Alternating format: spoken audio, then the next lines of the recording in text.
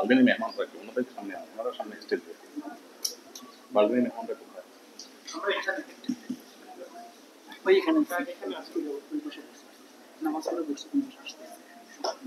বালদিনী মেহমানরা কোথায়? স্টেজ বসান, ওনাদের সামনে বসান। হ্যাঁ এই যে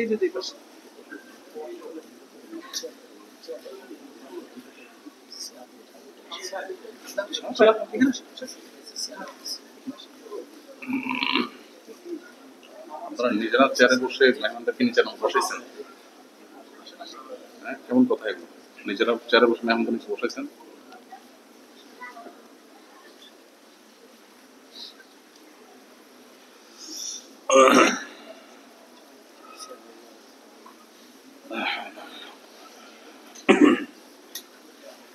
আসসালামু আলাইকুম ওয়া রাহমাতুল্লাহি ওয়া বারাকাতুহু। সবাই ভালো আছেন আপনারা? আমরা শুরুতে একটা চুক্তি করতে চাই, সেটা হলো সবার মোবাইলগুলো পকেটে ভরতে হবে। জি, সবাই মোবাইলগুলো পকেটে ঢোকান, একটা মোবাইলও খোলা থাকতে পারবে না, সবগুলো। আর এগুলো সবগুলো লাইভ অফ হবে, কোনো লাইভ হবে না, একটা রেকর্ড হবে শুধু। রেকর্ড কোনটা হচ্ছে? হ্যাঁ, যেটা রেকর্ড হচ্ছে এটা পরে পাওয়া যাবে, আর কোনো লাইভ হবে না। সমস্ত লাইভগুলো অফ করেন। হ্যাঁ, রেকর্ড করেন, রেকর্ড লাইভ সমস্ত করেন, রেকর্ড করেন। আচ্ছা, বন্ধুটা ঠিক আছে, হ্যাঁ বন্ধুটা সম্প্রচার করেন, ওকে। আর সকল লাইভ অফ করেন, মোবাইল সব অফ করেন। মাশাআল্লাহ, এই তো চমৎকার। আমাদের আলোচনা ওয়াজ কি মোবাইলে শোনা দরকার না আমাদের শোনা দরকার? আমাদের শোনা দরকার। একসাথে মানুষ দুই কাজ করতে পারে না, তাই না? ওইখানে ভাই বলছেন যে ভাই বলছেন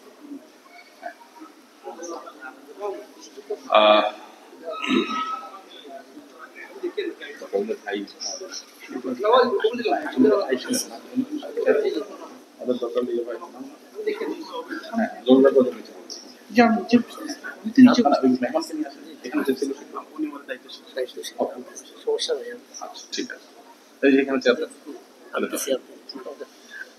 এখানে বসানো নাকি?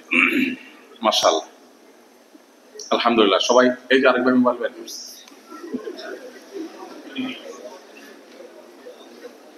সমস্ত মোবাইলগুলো আমরা পকেটে নেব ইনশাআল্লাহ। উপরে তো এই যে আরেকজন মোবাইল হাতে।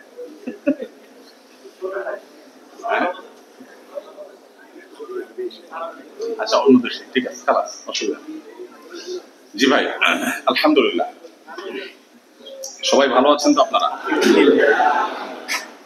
মানুষ একসাথে দুই কাজ করতে পারে না। একসাথে দুই কাজ করলে যে কোনো একটাতে ট্রাবল হবেই। আমরা হয় মনোযোগ দিয়ে কথা শুনবো, আর না হলে মোবাইল রেকর্ড করবো। যদি আমরা মোবাইল রেকর্ড করার নিয়ত করি, তাহলে সবাই কথা শোনা বন্ধ করে সবাই মোবাইল রেকর্ড করি। কোনটা করি? যে কোনো একটা শুনবো না রেকর্ড করবো? আচ্ছা, রেকর্ড যেহেতু ভাইরা করছেন, এটা তো পরে পাওয়া যাবে ইনশাআল্লাহ, টেনশনের কোনো কারণ নেই। জাযাকাল্লাহ খাইর, বারাকাল্লাহু ফিকুম। আলহামদুলিল্লাহ।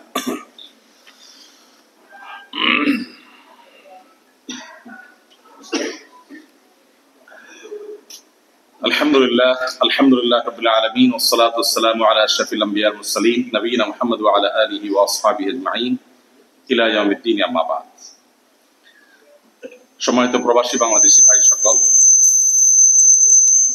পর্দার আড়াল থেকে যে সমস্ত বোনরা আমাকে শুনছেন এবং এই চমৎকার প্রোগ্রাম যারা আয়োজন করেছেন, আমার সম্মানিত সে সকল ভাইয়েরা, বন্ধুরা,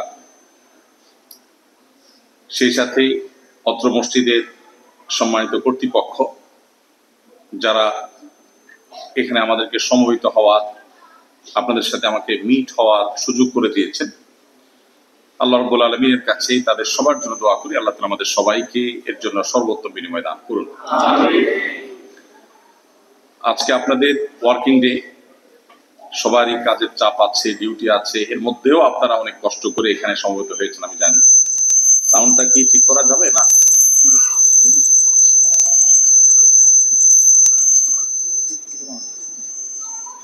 আচ্ছা, আল্লাহ রাব্বুল আলামিন আমাদেরকে প্রিয় মাতৃভূমি থেকে হাজার হাজার কিলোমিটার দূরে এখানে একত্র হওয়ার, সমবেত হওয়ার, আপনাদের সাথে আমাকে মিট করার সুযোগ করে দিয়েছেন।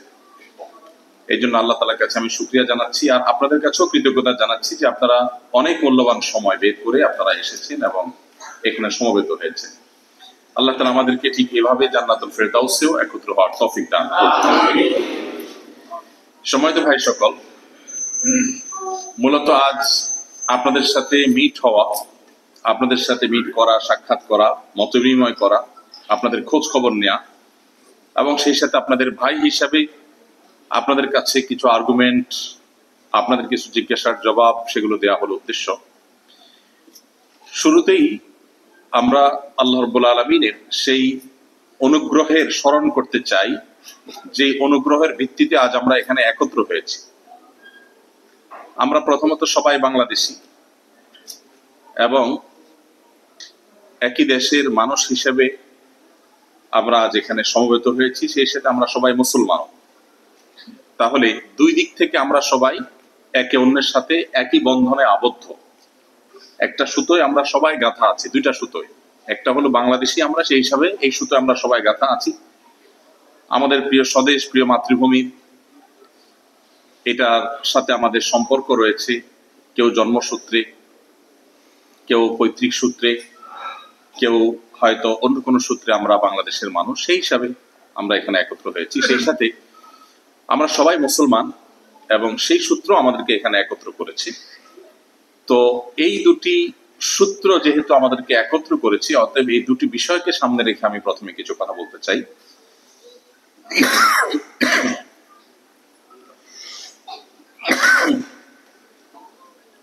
প্রথমত,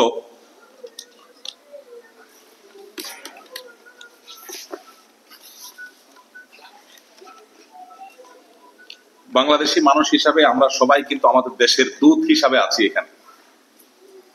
রাষ্ট্রের অফিসিয়াল দূত একজন হয়, আর আনঅফিসিয়াল দূত আমরা সবাই। বাংলাদেশ রাষ্ট্রের আনঅফিসিয়াল দূত আমরা সবাই। কোন দিক থেকে? বাংলাদেশ রাষ্ট্রকে, বাংলাদেশকে আমরা এখানে আমাদের কর্মকাণ্ডের মাধ্যমে, আমাদের আচার আচরণের মাধ্যমে, আমাদের বিভিন্ন বিষয় আশয়ের মাধ্যমে আমরা কিন্তু রিপ্রেজেন্ট করছি। আমরা জেনে হোক না জেনে হোক, বুঝে হোক না বুঝে হোক, আমরা আমাদের স্বদেশকে কিন্তু রিপ্রেজেন্ট করছি। কারণ এই দেশে যারা থাকে তারা কিন্তু বিভিন্ন দেশের মানুষ, তারা বাংলাদেশকে দেখেনি বা বাংলাদেশকে তারা দেখে না, তারা আমাদেরকে দেখে। সো আপনাকে আমাকে দেখে কিন্তু তারা বাংলাদেশকে বিচার করে। সে আপনার আমার মধ্যে বাংলাদেশের মানচিত্র খোঁজার চেষ্টা করে। যখন জানে এই লোকটা বাংলাদেশী, তখন আপনার আচরণ, আপনার কাজ কাম, আপনার দৃষ্টিভঙ্গি, আপনার সার্বিক বিষয় আসো, এগুলো দেখে বাংলাদেশ সম্পর্কে একটা ধারণা সে নেয়। বিষয়টা কি আপনারা বুঝতে পেরেছেন? এবং এই যে ধারণাটা হয়, এই ধারণার ভিত্তিতে কিন্তু বাংলাদেশকে তারা মূল্যায়ন করবে। আমরা যদি এমন কিছু করি যেটি বাংলাদেশ সম্পর্কে তাদেরকে খারাপ ধারণা দেয়, তাহলে আপনি দেশের বা দেশের মানুষের উপকার করলেন না ক্ষতি করলেন? আর যদি আপনার কর্মকাণ্ডের মাধ্যমে এখানকার যে নিয়ম কানুন আছে, এখানকার যে আইন শৃঙ্খলা আছে, এখানকার যে অন্যান্য বিষয় আশয় আছে, যেগুলো মানুষের কল্যাণে এখানে করা হয়েছে, সেসব বিষয়গুলোর প্রতি যদি আপনি শ্রদ্ধাশীল থাকেন, আপনার যদি কোনো ত্রুটি বিচ্ছুতি, উল্লেখযোগ্য কোনো কিছু বের করতে তারা না পারে, আপনার যদি শুধু ভালো দিকগুলোই দেখে, তাহলে বাংলাদেশের সুনাম, বাংলাদেশের সুখ্যাতি, বাংলাদেশের মানুষ সম্পর্কে সুধারণা তাদের মধ্যে জন্ম লাভ করবে। ফলশ্রুতিতে আপনার আরেক স্বদেশী ভাই, তিনি কিন্তু এই ফ্যাসিলিটিটা পাবেন। দিন শেষে আপনার এই সুনামের কারণে আরেকজন বাংলাদেশী, আরেকজন নাগরিক, তিনি একটা বিশেষ মর্যাদা পাবেন যে বাংলাদেশের মানুষ, তাদের প্রোফাইলটা ক্লিন, তাদের সুনাম আছে। অতএব এই জিনিসটা কিন্তু আমাদের দেশের প্রতি আমাদের যে কমিটমেন্ট, দেশের নাগরিক হিসাবে দেশের প্রতি আমাদের যে ভালোবাসা আছে, আমাদের দেশে অনেক সমস্যা আছে, আমরা জানি বহু সমস্যা আছে। আমাদের দেশের বহু বিষয় আছে যেগুলো নিয়ে আমরা সমালোচনা করতে পারি, যেগুলো নিয়ে আমরা হয়তো আমাদের মনে অনেক দুঃখ আছে, স্বাভাবিক। কিন্তু এরপরও নিজের দেশের প্রতি আমাদের ভালোবাসা, নিজের দেশের প্রতি আমাদের একটা টান আছে না নাই? দেশের প্রতি দেশে যারা থাকেন তাদের যতটা মায়া বা ভালোবাসা থাকে, আমার ব্যক্তিগত উপলব্ধি হলো দেশের বাইরে যারা থাকেন সে প্রবাসীদের ভালোবাসা দেশে যারা থাকেন তাদের চেয়ে বেশি থাকে। কারণ যারা প্রবাসে থাকেন তারা দূরে থাকেন, দূরে থাকতে থাকতে স্বদেশের প্রতি মায়াটা বেশি হয়। এই জন্য প্রবাসীদের বহনকারী বিমান যখন বাংলাদেশে নামে, আমি 10-10টি বছর প্রবাসে কাটিয়েছি, এদিক থেকে আমি আপনাদের জাতি ভাই। আপনারা যারা প্রবাসে আছেন পৃথিবীর যে দেশে থাকেন না কেন, আপনাদের সাথে এই একটা জায়গায় আমার মিল আছে, সেটা হলো যে আমিও 10-10টি বছর প্রবাসে ছিলাম। আত্মীয় স্বজনকে প্রবাসীরা যতটা মিস করে, দেশে বেশিরভাগ আত্মীয় স্বজনরা ততটা প্রবাসীদেরকে মিস করে না, মিস করে প্রবাসীদের টাকা পয়সাকে। ঠিক না বেটি? এই অভিজ্ঞতা আমার মনে হয় কম বেশি আমাদের সবারই আছে। এত কিছুর পরও যে কোনো প্রবাসী আপনি দেখবেন দেশের প্রতি তাদের একটা আলাদা টান, একটা আকর্ষণ, একটা মায়া, একটা মমতা, একটা অনুভব করে তারা। এই জন্য আমি যখনই সৌদি আরবে প্রবাসী ছিলাম, দেশে আসতাম, আমি লক্ষ্য করতাম যে ফ্লাইটে প্রবাসীরা বেশি থাকে, সেখানে নামার সময় এয়ার হোস্টেসরা হাতে পায়ে ধরেও প্রবাসীদেরকে সিটে বসাইতে পারে না।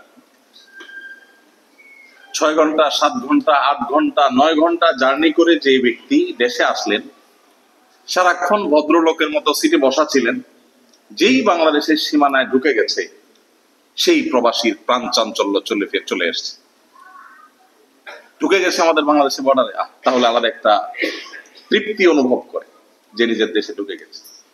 দেশের যত সমালোচনা আমরা করি, দেশকে নিয়ে হাজারটা সমালোচনা করার সুযোগ আছে, দুঃখ আমাদের আছে কম বেশি সবার, কিন্তু ওই মাটির প্রতি একটা টান মানুষ হিসাবে আল্লাহ তাআলা এটা প্রাকৃতিক ভাবে করেছেন।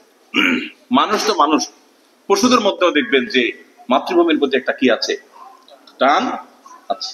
যে জায়গায় থাকে সেই জায়গার প্রতি একটা টান হয়ে যায়। বিশেষ করে বিড়ালের মধ্যে এই স্বভাবটা বেশি দেখবেন। বিড়াল যে ঘরে থাকে ওই ঘরকে সে ভুলতে পারে না।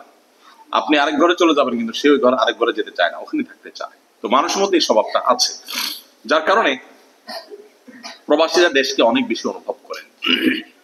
যখন এই বিমান ল্যান্ড করে তখন বেল্ট বেঁধে প্রত্যেককে সিটে বসে থাকতে হয় নিরাপত্তার কারণে, কিন্তু প্রবাসীদেরকে মনে হয় যে শেকল দিয়ে বেঁধে রাখা কঠিন, এরকম অবস্থা হয়, তাই না?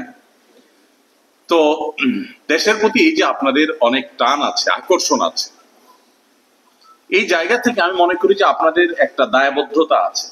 দায়বদ্ধতার জায়গা থেকে যারা আমরা প্রবাসে আছি তারা নিজ দেশের ইমেজকে বৃদ্ধি করা উচিত। দুর্ভাগ্যজনক হলেও সত্য যে আমাদের প্রিয় দেশের, আমাদের প্রিয় প্রবাসী ভাইদের অনেকে, আমি সবাইকে বলবো না, অনেকে প্রবাসে এসে রাজনীতির নামে, ধর্মীয় মতপার্থক্যের নামে, নানা নামে বিভিন্ন গ্রুপিং করে এমন পরিস্থিতি তৈরি করেন, এমন সিচুয়েশন তৈরি করেন যে কোনো কোনো দেশে, আমি এখানকার কথা বলছি না, কোনো কোনো দেশে আমাদের প্রবাসী বাংলাদেশিরা নিজেদের মধ্যে মারামারিতে লিপ্ত হন, মামলা পাল্টা মামলা মোকদ্দমা হয়, একজন আরেকজনের বিরুদ্ধে রিপোর্ট করাকরি হয়। এটা তিনি একবারও চিন্তা করেন না, তিনি থুতু উপর দিকে মেরে মূলত তার নিজের চেহারায় সেটি নিচ্ছেন। এবং এইভাবে নিজের পায়ে নিজে কুঠারাঘাত করা অন্য কোনো দেশিদের মধ্যে এতটা আমি প্রকট ভাবে দেখি।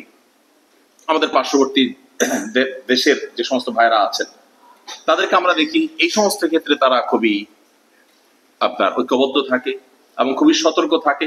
অন্য হয়তো হাজারটা বিষয়ের মতো পার্থক্য আছে, কিন্তু প্রবাসে তারা সেগুলো নিয়ে আসে না। আমরা বিমানে করে আমাদের লাগেজ, আমাদের গাট্টি বুস্কা, আমাদের অন্যান্য জিনিসপত্র যা আনার আনি, মা, বোন, স্ত্রী, পরিবারের লোকজন যা দেয় সেগুলো আমরা নিয়ে আসি।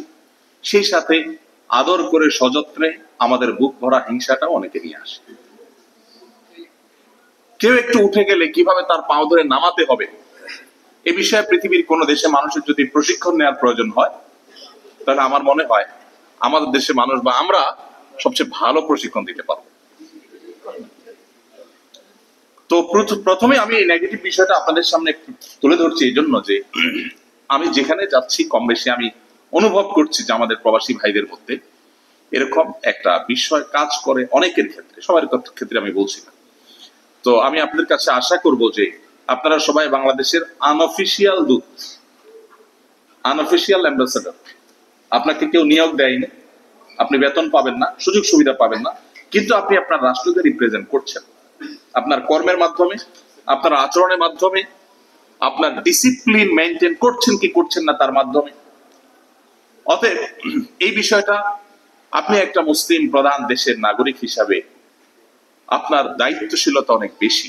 আমি আপনাদেরকে বিনীতভাবে আরজ করব, যখনই কোনো শৃঙ্খলা লঙ্ঘনের ব্যাপার হবে, নিজ দেশে মানুষের বদনাম হওয়ার ব্যাপার হবে, আমার অনেক ক্ষতি হয় হোক, আমার মনে না মানলেও মনের বিরুদ্ধে যুদ্ধ করে হলেও, সংগ্রাম করে হলেও আমি চেষ্টা করব যথাসম্ভব এমন আচরণ করবার, দায়িত্বশীল আচরণ করবার যেটার ফলে আমার দেশের মানুষের কোনো বদনাম না হয়। চেষ্টা করবো তো সবাই ইনশাআল্লাহ।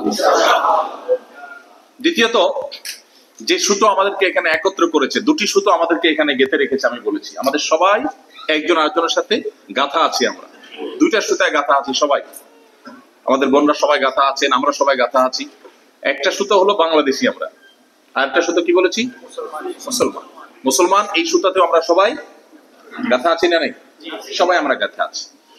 এই জায়গা থেকে আমরা চেষ্টা করবো ইনশাআল্লাহ অ্যাজ এ মুসলিম, এখানে অন্যান্য ধর্মের মানুষ বসবাস করে, মাল্টিকালচার এর দেশ, হ্যাঁ, বিভিন্ন দেশের বিভিন্ন চিন্তার, বিভিন্ন ধর্মের, দর্শনের মানুষ তারা এখানে বসবাস করে।